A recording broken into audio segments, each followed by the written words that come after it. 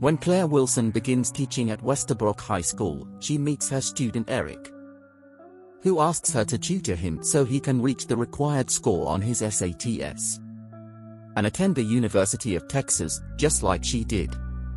The woman agrees, but chooses to keep the tutoring sessions a secret from her husband, Matt. Eric also chooses not to tell his best friends, Josh and Logan. After a few weeks, Claire takes the student on a tour of the University of Texas. There, they run into Cody, Logan's older brother, and Eric introduces Claire as his friend. The day after the tour, the student impulsively kisses the teacher after class, prompting her to end their tutoring sessions and telling him to stay away. However, the next day, he begs her to reconsider and promises never to do anything inappropriate again.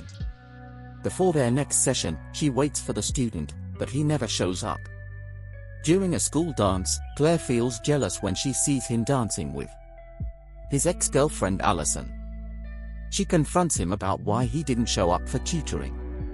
So he finally admits that he stayed away because he can't stop thinking about her. Eventually, she signals him to join her in her car, and they drive off to an empty parking lot where they finally make love. After their secret rendezvous, Eric heads home, where his mother, Sandy, asks him how the dance was, and he says he had a great time. Meanwhile, outside her house, Claire sits in her car and is exhilarated and in disbelief about what just happened. Then, she walks into the house and sees Matt practicing with his bandmates. He asks if she wants to hang out with them, but she says she's tired and would rather go to bed.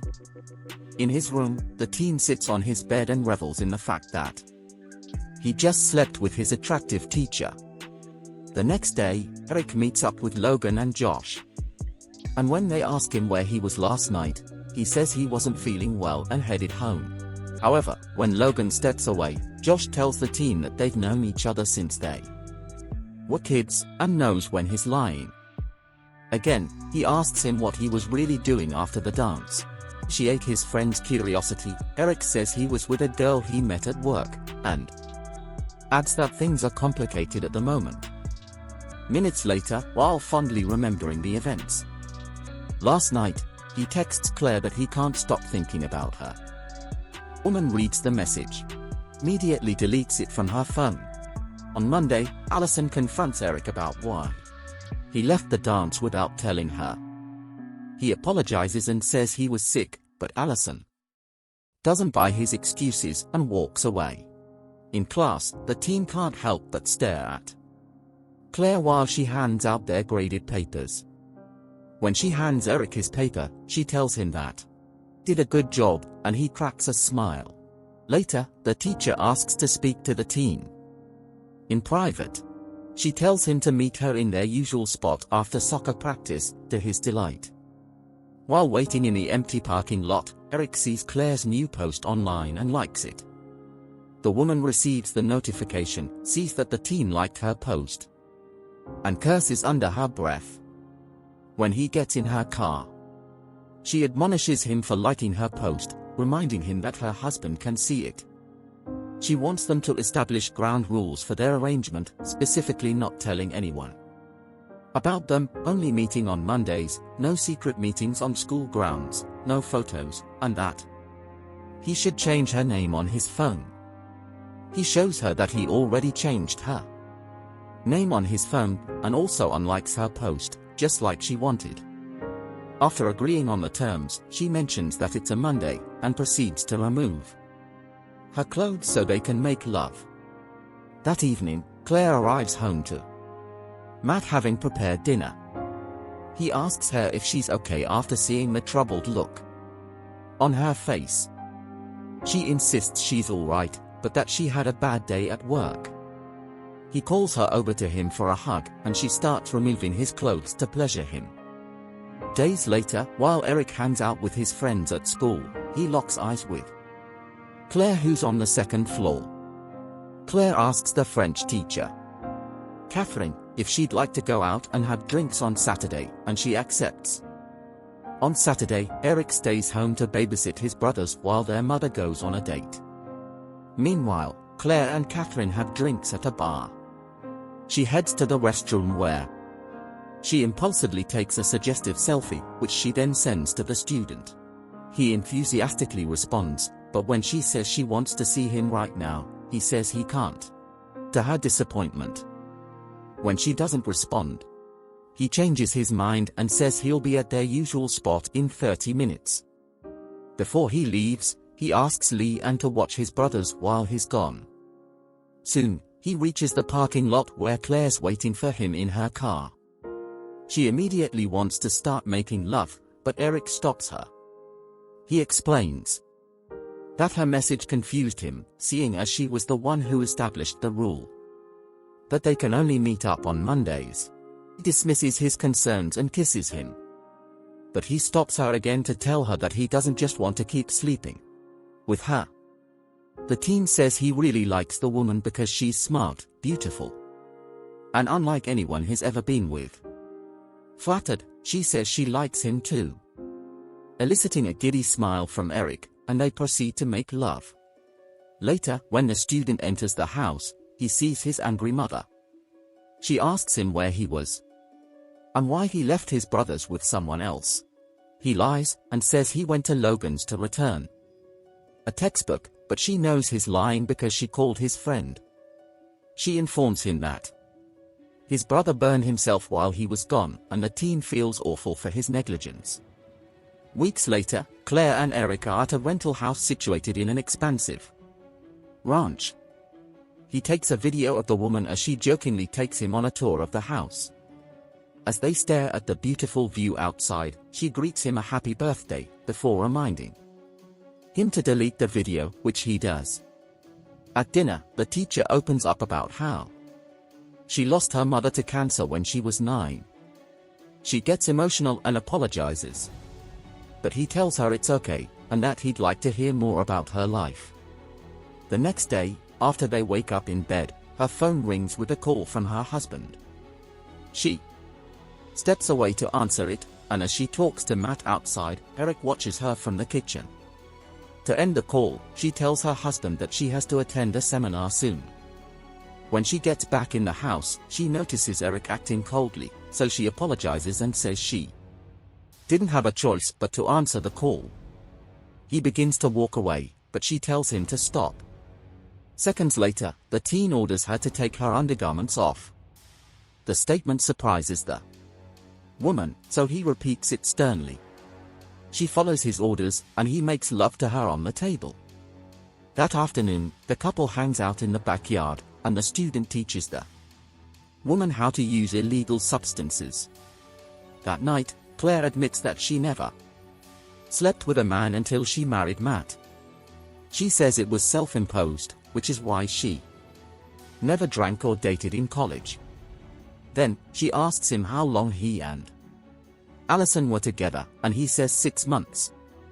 The woman remarks that he'll meet plenty of women in college, and that he has his entire life ahead of him.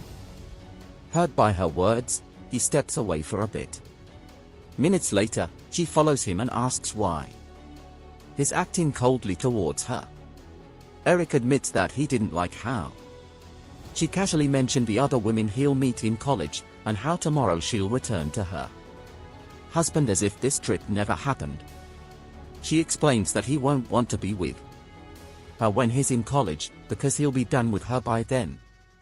Claire reminds him that she's risking her entire life just to be with him, and adds that she hates having to go home tomorrow because all she wants is to stay there with him, but knows she can't.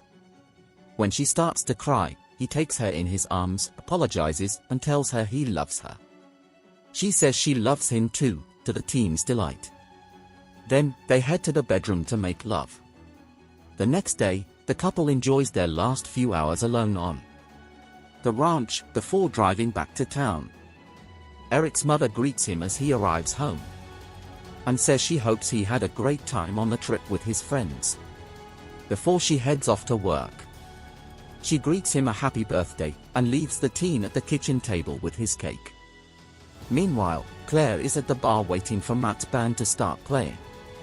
Soon, Catherine arrives, and the woman thanks her friend for accepting her invitation. When the bartender refuses to acknowledge them, the French teacher sneakily grabs a bottle from behind the bar, and they run out to the parking lot to drink it. Catherine asks Claire where she was during the weekend, and she says she was in Dallas for a conference. However, Catherine knows she's lying, stating that she's been glowing recently, and she can tell that she's having an affair. Shocked, Claire denies her accusation and insists that she was on a work trip with colleagues from her old school. Eventually, after her friend's consistent prodding, she caves in and admits that she's having an affair. The friend seems amused by the revelation and says she understands why she's doing it. At first, Claire refuses to tell Catherine who it is, but when she reveals that the person she's seeing is younger than her, it piques her friend's interest even more. Intoxicated, she finally tells the French teacher that she's seeing Eric, her student. Initially, Catherine thinks she's joking and laughs, but when she realizes that Claire is serious, her expression changes into shock and concern. She reminds the woman that Eric is her student, and that having a relationship with him is a monumental abuse of power, despite him being, technically, of age. Claire tries to reason by saying that they love each other and that what they have is a real relationship between consenting adults. However, Catherine says she has no choice in the matter, and that she'll have to report her friend to the school administration. The French teacher walks away, and Claire realizes what she'd done and what's about to happen now that the secret is out. The next morning, the woman's guilt prompts her to admit to Matt that she's having an affair with her student. Meanwhile, 2 police officers drop by Eric's home to speak to him. They ask him about the nature of his relationship with Claire. He says that she tutors him to help him with school, but that he doesn't really know much about her. When the cops ask if the teacher's done anything inappropriate with him, or if they ever fooled around, he denies their implications. However, they tell him that the school was informed this morning and that they know the whole story. They add that they know he and Claire went on a trip last weekend. They encourage the teen to tell the truth because lying won't make anything easier for the teacher or for him. Concurrently, a distressed Matt speaks to Claire's brother Nate, a police officer. He tells his brother-in-law that Claire's been sleeping with her student that she was tutoring. At first, the cop is skeptical of the revelation, but the man says his wife was the one who admitted to it. Nate tries to appease the husband by saying that if the student says it was consensual, maybe they won't press charges. Later, the student calls up the teacher to inform her that the cops came by his house earlier to ask him questions about them. He says he didn't know what to say to them, especially when they said that they knew the whole story. The teen begs her to tell him what to do, but the woman can only cry before saying she has to go, and ends the call.